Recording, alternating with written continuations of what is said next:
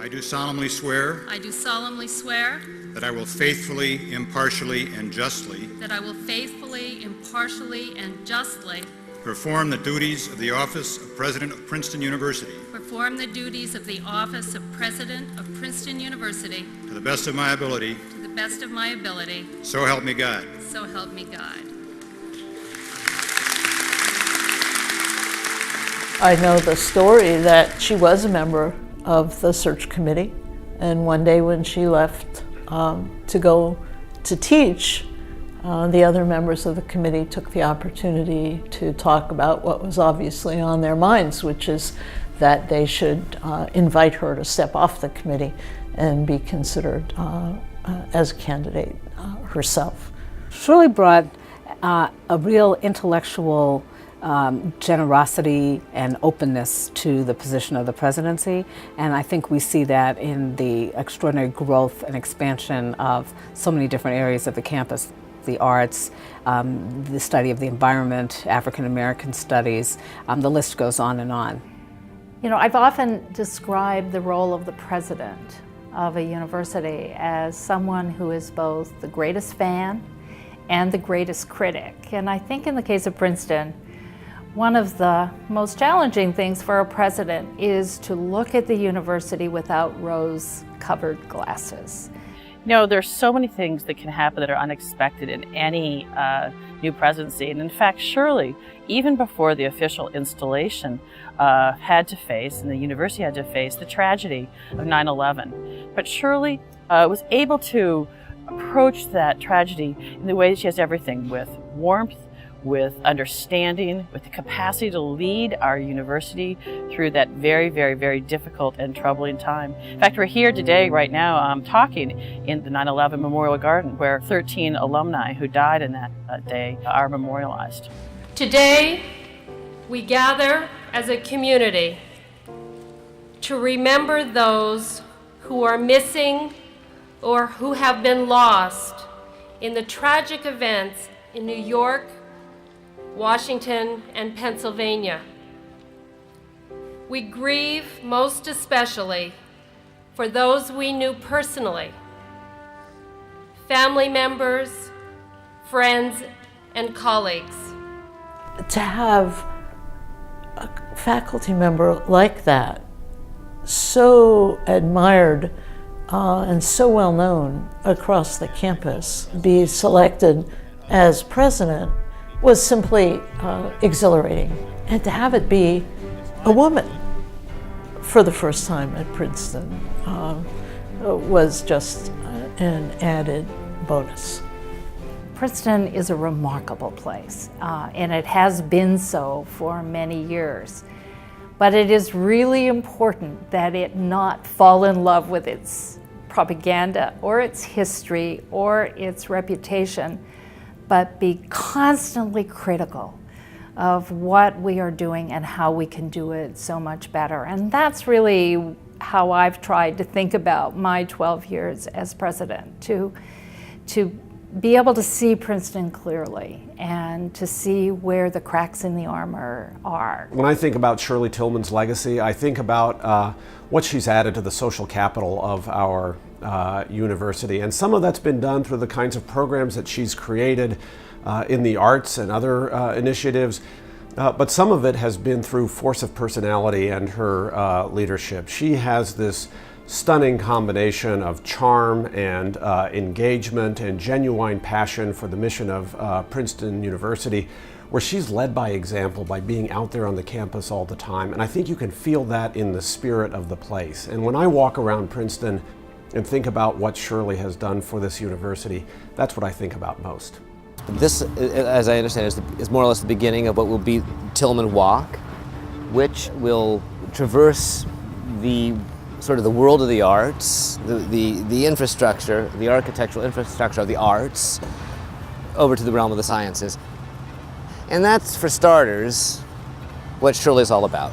I mean, that's one of Shirley's, well, one could argue her at the heart of her accomplishment as president. One of the things I think Shirley has done during her tenure as president is draw together all kinds of constituencies, all kinds of sensibilities, all kinds of scholars, all kinds of energies, artistic, scientific energies, which had not been brought together before. This is what Shirley does. It's what she knows how to do as a person, and it's what she knew how to do as a president. So I think from really day one, the day I walked into the office, I knew that one of the things I was going to promote is the growth in neuroscience. The surprise for me was what I discovered in the course of walking around were the limitations for students who wanted to pursue the creative and the performing arts. Now, that was an area of the university I really knew very little about when I first became president, but it became pretty clear that we were not serving our students in the creative and the performing arts to the extent that they deserved. And that began a long process of beginning to understand what our programs were, where we needed to grow, where we needed to become stronger, and ultimately, thanks to Peter Lewis, Princeton's great benefactor, we were able to create the Lewis Center for the Arts and ultimately expand in visual arts, in theater, dance, creative writing, and music opportunities for students, so that today, when you walk around this campus, you just literally cannot avoid being a part of a great community of art.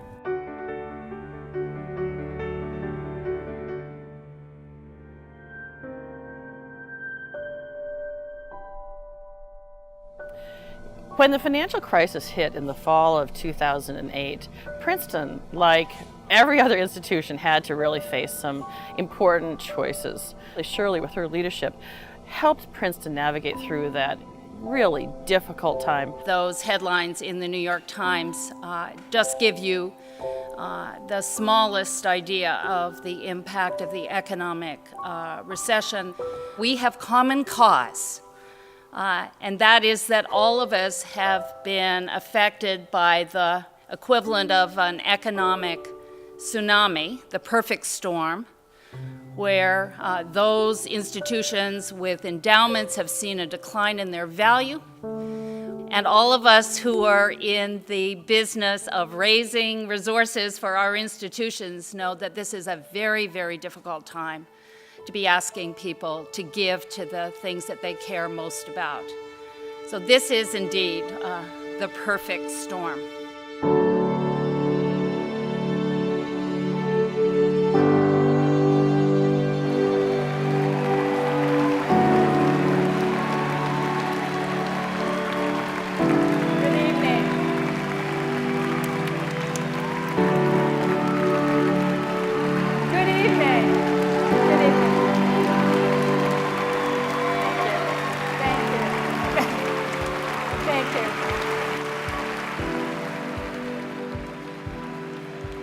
Together, you've helped to ensure that future generations of Princetonians will continue to receive the finest education of its kind, and thus equipped, will continue to make our world a better place for all.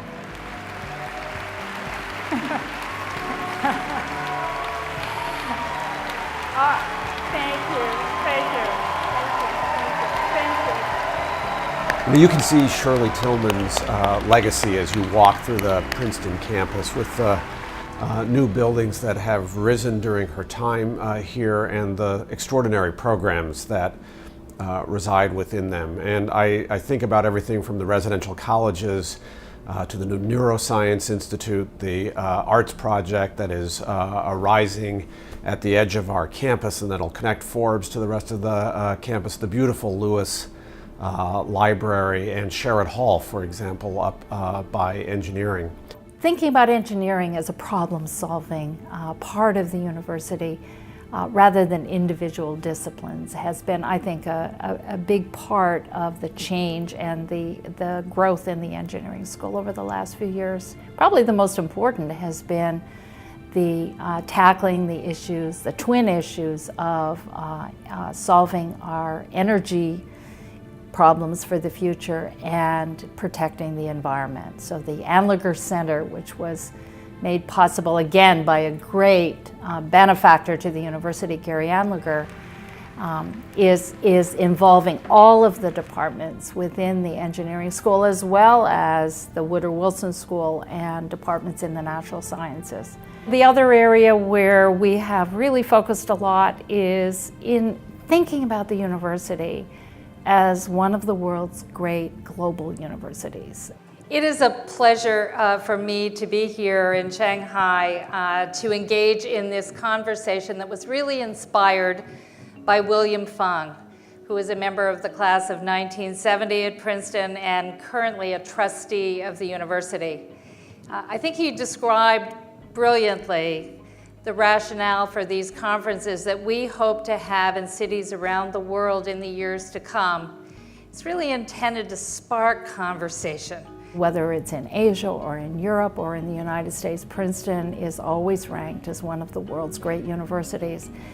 And if that's going to continue to be true, we have to behave like a global university. We have to think of ourselves as a global university, and that means we have to be in the world and of the world. And so a lot of what we have done by creating peers, by creating the Bridge Year program, by expanding study abroad, summer global seminars, on and on and on, has been to make sure that our faculty and our students are going out into the world and that we're bringing the world back to Princeton. I saw her at a meeting of the faculty recently where the faculty stood up to acknowledge her. And what I think was most impressive to me was the range of faculty there to approbate her. The range of faculty to approbate her from the heart. That this is a woman a president, a scholar who values scholarship of all different kinds. I just have difficulty imagining how we could have been luckier as a university, how we could have been luckier than to have had Shirley at the moment that we had her, especially, I suppose. It's a superhuman job, and I think that we have been very lucky to have had Shirley in that role, and we are extremely fortunate to have Chris Eisgruber coming up as our 20th president. Has this been a challenging job? Absolutely. It's been a very challenging job, but it's been a job that has been immensely rewarding. And I think that is what I have focused in on rather than focusing in on the challenges as a negative, for example. There's just one other thing I really want to say, because it's really important. It's important to a lot of us. Shirley Tilghman is returning. She's returning to our ranks. She's returning to where her heart has never left, and that is the faculty of this university. I think as a university, we are very fortunate that Shirley will return to full-time teaching after her leave. Teaching is so close to her heart and such an important passion for her, and I think we'll all benefit as a community from being able to have her wisdom in that role. Shirley's coming home. That's what I'd say. She's not retiring, she's coming home. I've loved this job. I've loved it from the moment I began till, I'm sure, when I step off the stage on June 30th. It's been immensely rewarding. It's great to see progress in real time and to be able to see the university get better each and every day. And so I've just taken a lot of pleasure from it.